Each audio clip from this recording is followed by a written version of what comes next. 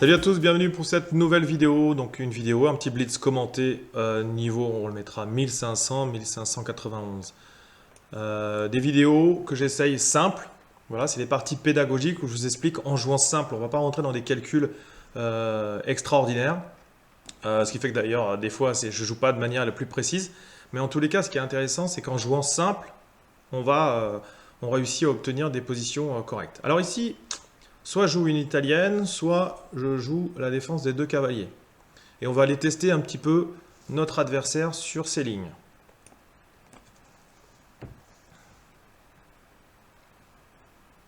Donc si vous voulez jouer la défense des deux cavaliers, il y a quand même un petit peu de théorie. Parce que cavalier G5, ici, le seul coup, c'est D5.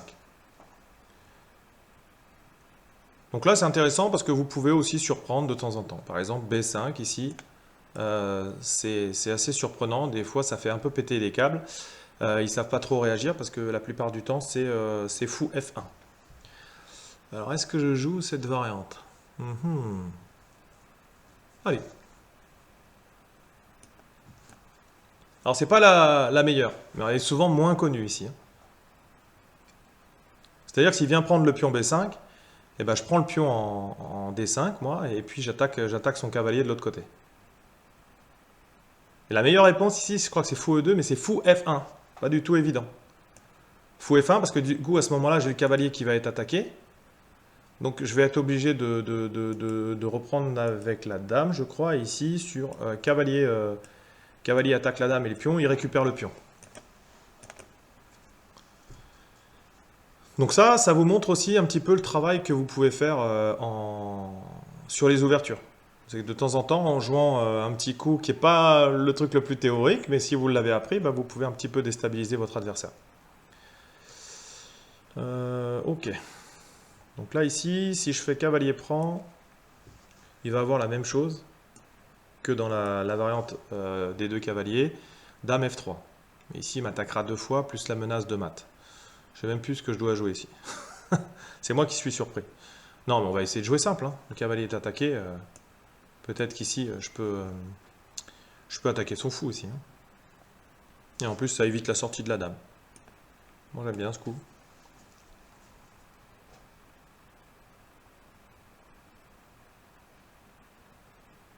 Parce que le fou de case blanche est intéressant dans son attaque, vu qu'il joue là, sur la case F7. Donc si je lui supprime son fou, voilà. Donc pour l'instant, j'ai un pion de retard, mais que je vais rattraper avec cavalier prend D5. Alors je crois qu'il a un nom, je crois qu'il a un nom cette variante. On regardera à l'analyse son petit nom. Voilà, pour ceux qui jouent la défense des deux cavaliers avec les noirs, je vous donne cette petite subtilité. C'est pas meilleur que la variante principale, Voilà, ça c'est clair. Ce qui est intéressant... Alors, prendre le fou, ça serait bien, mais j'aurais quand même un petit retard de développement. Cavalier prend, ça veut dire que j'ai la paire de fous. Il reprend, il a la colonne ouverte. Qu'est-ce que je peux faire derrière? Voilà. Si je récupère le pion, j'attaque le cavalier. Et le problème, c'est qu'il aurait la case F3. Et ça, je suis pas trop fan. Je suis pas trop fan. Alors, je pourrais jouer fou C5, qui est un bon coup de développement. De toute façon, il va perdre un temps avec son cavalier. Il va perdre un temps avec son cavalier. D'ailleurs, peut-être que H3 ici, c'est peut-être intéressant. H6, pardon, c'est peut-être intéressant direct. Parce que ici, s'il fait cavalier H3, je pourrais casser son roc. Et ensuite reprendre le pion au central. Je peux même éventuellement faire cavalier prend et prendre de la dame. Sur son roc qui est complètement écrabouillé. Voilà. Alors, qu'est-ce qu'il a ici? Ouais, H6, H6, ça me paraît pas mal. Ouais, il peut revenir en F3 parce qu'il reprendrait de la dame, quand même. Ouais. Donc, cavalier F3, je suis obligé de faire fou prend, je pense. Donc, non, ça, c'est effectivement, j'avais pas... J'ai sous-estimé cavalier F3, j'avais vu que cavalier H3. J'étais un peu vite dans mon calcul ici. Ouais, bien sûr, on n'échange pas en F3, je fais cavalier prend fou. Ensuite, je pense que je vais faire cavalier prend D5 plutôt que la dame, sinon je vais avoir une attaque L'idée, c'est qu'une fois que j'aurai pris son fou, si je prends avec la dame, quand il va sortir le cavalier, il va gagner un tempo. Donc je pense que si je joue cavalier, je prends, il reprend, et je prends du cavalier ici. Voilà. Comme ça, quand il sortira son cavalier, à la limite, je pourrais échanger. Et puis l'attaque sur... Ah oui, j'ai quand même une attaque sur... Ah non, je vais peut-être être obligé de reprendre... Bon, je vais peut-être le laisser ce pion. Bon, de toute façon, je suis quasiment obligé de prendre la paire de fous aussi. C'est souvent le cas dans la défense des deux cavaliers. Hein. Souvent, la meilleure défense pour les noirs, c'est souvent, on se retrouve dans une variante, on le verra à l'analyse, je vous la montrerai, dans laquelle les noirs, ils vont avoir la paire de fous avec un pion de moins.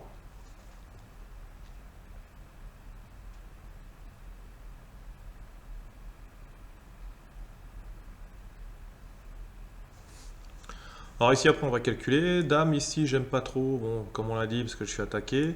Mais qu'est-ce qui se passe si je fais E4? Parce qu'il va jouer tour ici.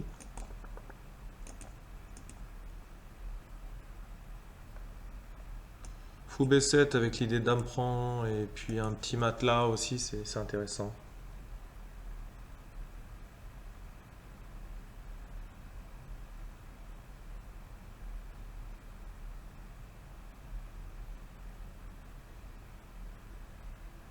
Le problème, c'est que si je prends de la dame, quand il va faire cavalier, et ben la dame, il faut à la fois qu'elle défende le pion ici qui est attaqué par le cavalier, et à la fois le petit pion ici qui est attaqué par l'autre cavalier. Je ne pourrais pas défendre les deux. Et j'ai un retard de développement. Et j'ai un pion de moins. Donc tout va bien après, à part ça. Si, j'ai la paire de fous.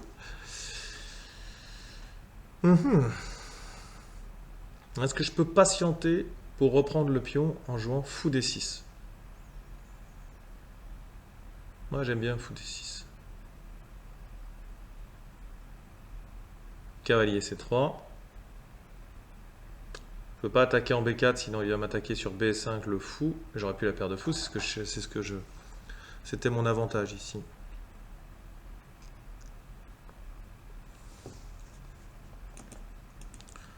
E4. Tour. Fou C5. Je recherche l'activité des pièces. Hein. Ensuite, j'ai une autre possibilité ici qui est fou G4.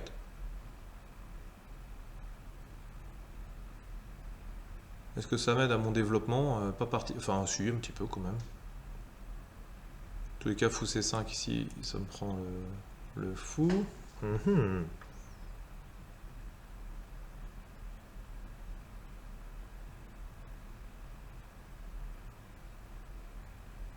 Fou G4, même si je menace E4, on est d'accord que de toute façon il va jouer la tour ici. Et je suis pas possibilité de prendre parce que je n'ai pas roqué.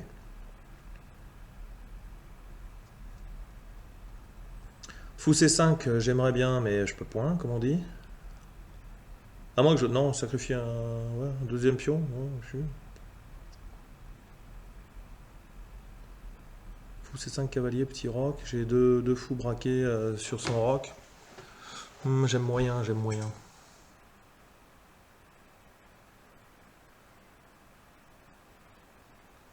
Donc fou G4, tour E1. Fou D6. Quand même, j'aime bien, je menace quand même. Je menace sur le... Non, parce que est-ce qu'il n'est pas déjà développé? Ah, fou D6, j'aime bien. Tour E1, petit roc. Ça défend qu'une fois d'ailleurs. Mais à ce moment-là, je pourrais pousser ici. Allez, fou D6 ici.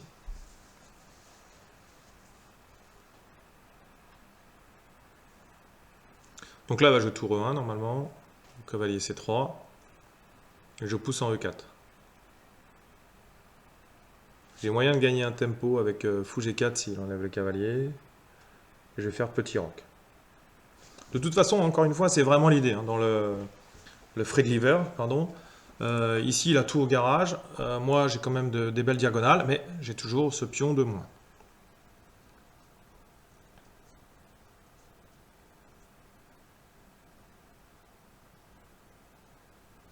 Ouais, cavalier prend, c'était intéressant. Je pense que j'ai peut-être raté ça. Parce que fou prend, il fait tour et 1. Et je peux pas me mettre ni la dame ni le truc. Donc ça semblait plus intéressant ici. J'ai raté, je pense que j'aurais dû pousser ici.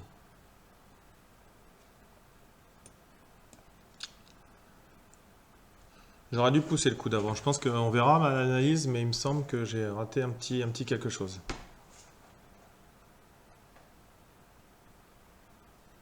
Donc bien sûr, ici, il n'a pas du tout à retirer le cavalier.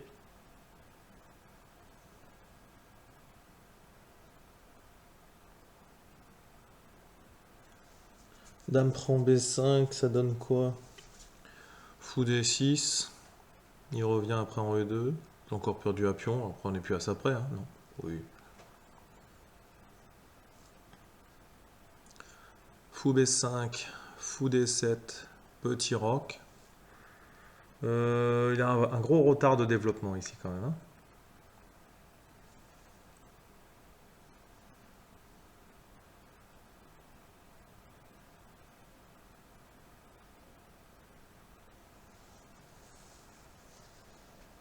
Bon, j'ai un gros retard de matériel aussi.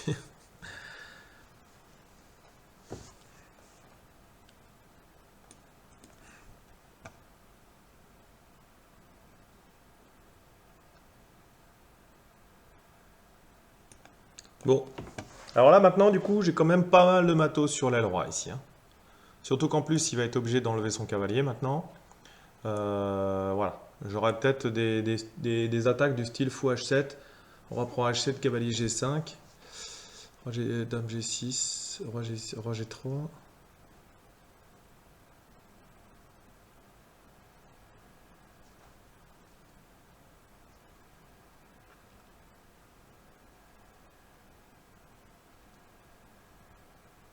Ouais, ouais, ouais.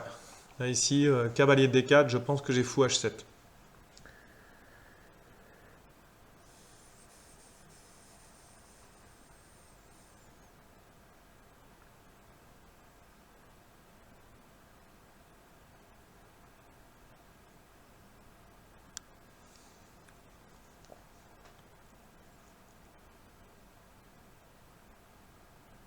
Donc encore une fois, hein, bon, la tour elle peut venir en défense quand même. Mais fou cavalier joue pas. Alors que moi j'ai mes trois pièces qui jouent.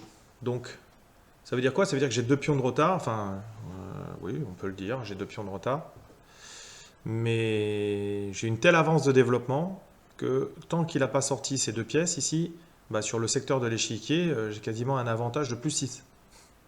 Voilà, ça c'est important de voir ça, hein. Parce qu'on est là sur le matériel, forcément c'est le premier. euh, c'est ce qu'on va voir en premier dans l'évaluation d'une position, c'est le matériel, mais ici c'est chaud, hein. Bon, alors maintenant on va continuer à calculer. Fou H7, mais bien entendu, non, fou H2 je voulais dire, bien sûr. Roi prend, échec, c'est défendu par le fou. S'il vient se cacher ici, dame H4, je menace mat.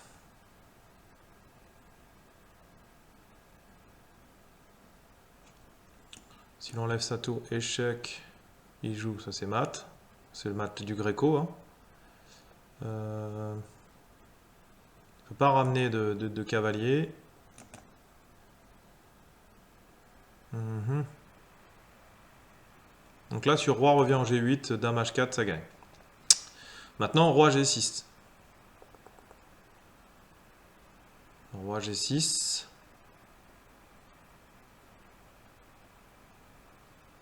Mhm. Là, j'ai peut-être dame G4 pour continuer l'attaque. Je pense que s'il fait F4, G3.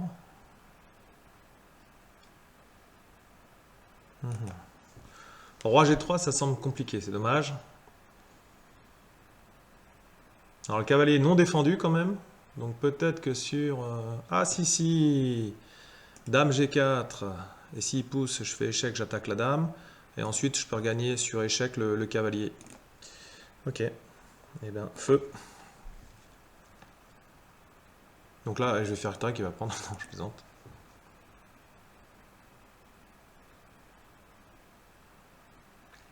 Alors bien sûr, s'il va en H8, c'est des trucs assez standards, mais cavalier et ensuite dame ici, ça doit donner suffisamment de pièces pour l'attaque, hein, ici. Ou au moins le perpétuel. Au moins le perpétuel. Donc tout ça, c'est des patterns connus, hein. Voilà. Donc, si vous connaissez le livre d'Olibris, Comment battre papa aux échecs, ça doit être dans les tableaux de maths, hein.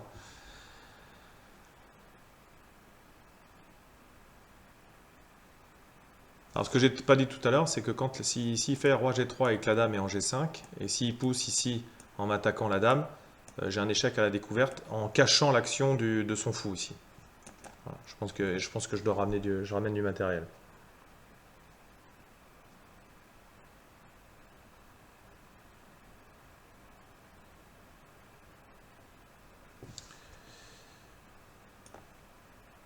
Donc là ici, c'est qu'il ne peut pas jouer ça parce que sinon je mate. Il ne peut pas jouer ça parce qu'en fait la dame contrôle la case de fuite. Donc voilà. Bah, il a que cavalier, à F3 je crois. Cavalier F3, je reprends, j'attaque la dame. Donc, voilà.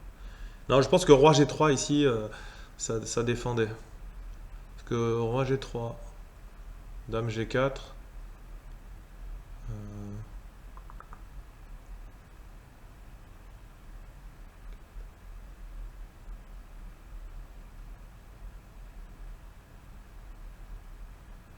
Dame G4, D3. Voilà, D3 c'était embêtant, hein.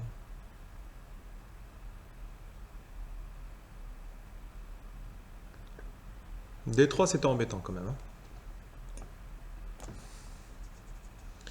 Allez, on se retrouve tout de suite pour l'analyse. Alors on se retrouve sur l'analyse, très intéressant cette variante que je vous ai montrée. Je voulais faire une partie simple, on va pas dire que c'était vraiment simple ici, hein. Donc D5, ça c'est le classique, E prend D5.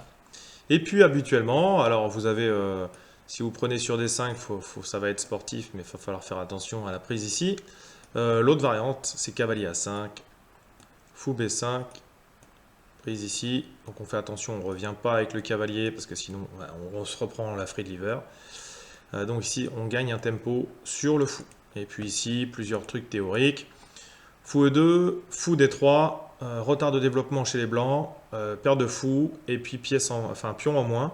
Mais ici, là, ça donne quelque chose de plus intéressant. Un autre coup aussi, qui est pas mal.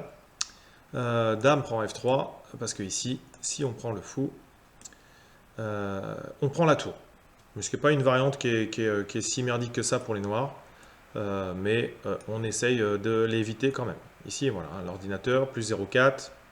C'est pas, voilà. Il trouve les blancs, mais il a qualité de retard. Voilà, il y a un retard de développement. Il y a cette pièce-là qui est un petit peu perdue. L'ordinateur profondeur 22, il commence à trouver plus 0,1 pour les blancs. Voilà. Donc je pense qu'il faudra faire tourner pendant la nuit. Il y a sûrement eu des analyses. J'ai pas de livre sur la défense des deux cavaliers. Vraisemblablement mon adversaire, non. Parce que ici, B5, c'est un petit truc surprenant. Et si par exemple ils prennent en B5 ici, je prends de la dame. Et puis bah là, le fou, soit il retourne à la case bas et ensuite je vais avoir une super diagonale pour ce fou et une avance de développement. Soit il prend et j'ai toujours la paire de fous et deux pièces de développé. Et ici, lui aussi, il va rentrer à l'écurie dans pas longtemps. Mais le bon coup ici, qu'il n'a pas trouvé, c'est fou F1.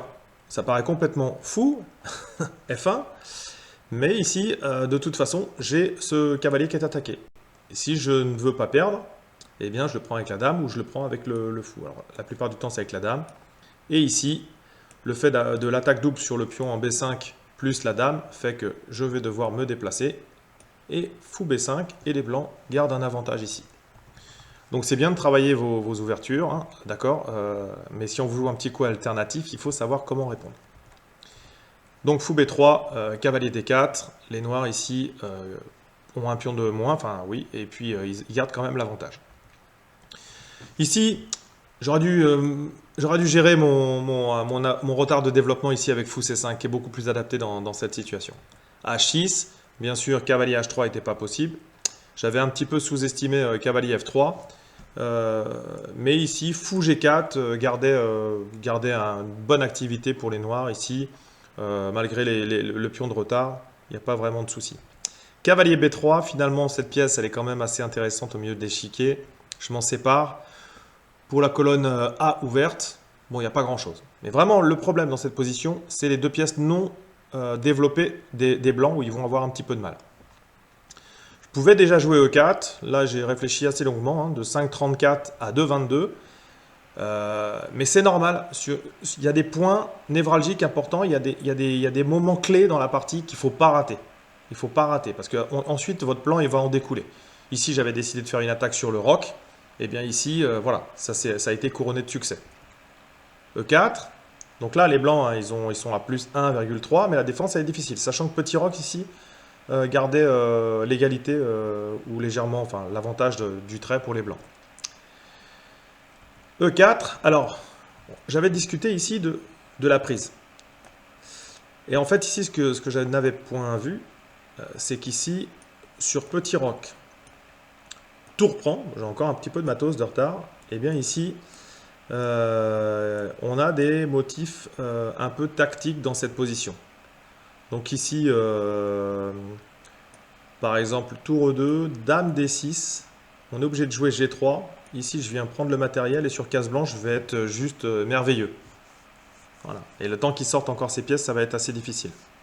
Par exemple, même cavalier C3 qui gagne un tempo, on se dit OK. Et bien là, je gagne un tempo supplémentaire grâce à la menace sur H2. Même ici, F3, cavalier E5, tout est défendu et puis je vais regagner. Dans tous les cas, grosse attaque sur le roi. Donc ça ne fonctionnait pas. J'ai eu peur d'un coup. Enfin, j'ai pas eu peur parce que je ne l'avais pas calculé. Puis après, je me suis dit, tiens, il aurait pu faire ça. Et ensuite, il y avait D5. Donc pareil, ça ne fonctionne pas.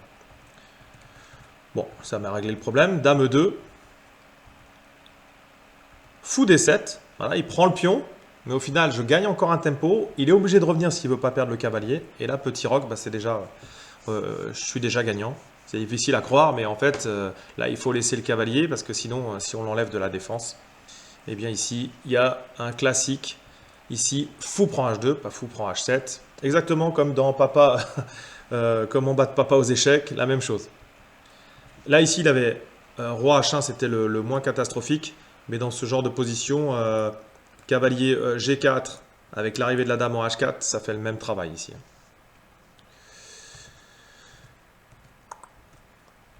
Fou prend cavalier, donc gain de tempo. On retrouve aussi des similitudes dans le système de Londres hein, sur cette attaque. On l'a assez fréquemment hein, quand même. Et ici, j'ai pensé à roi G3, mais ici, c'est l'attaque généralement, c'est on vient jouer sur la découverte. Et si on a D3 ici, bah, c'est un superbe mat. Dame E2, cavalier E3, et puis dame G2. Et si bah, il n'y aurait que dame G4 pour retarder un petit peu le mat, mais voilà. Voilà. Donc, très belle découverte au milieu de l'échiquier comme ça. Donc ici, bah, il est parti sur l'autre variante, mais c'est pas mieux. Ici, il est obligé de donner la dame contre le cavalier. C'est la seule défense. Voilà. Sinon, ici, forcément, c'est mat. La seule défense ici, c'est dame prend cavalier et dame prend. Donc c'est intéressant parce qu'ici, on a vu un petit peu la théorie de la défense des deux cavaliers. C'est une défense énergique, hein, la Friedliver. Mais quand on joue la Friedliver, il y a des petits coups comme ça qui perturbent tout de suite. En tous les cas, le plan des noirs, c'est de ne pas s'accrocher au pion, etc. C'est on donne un pion, on a la paire de fous et on joue pour l'activité. C'est ce qui fait que la défense des deux cavaliers, en tous les cas, l'attaque Friedliver n'est plus jouée à l'heure actuelle à haut niveau. Mais bon, ça fait encore des dégâts sur les niveaux qui sont les nôtres en tous les cas.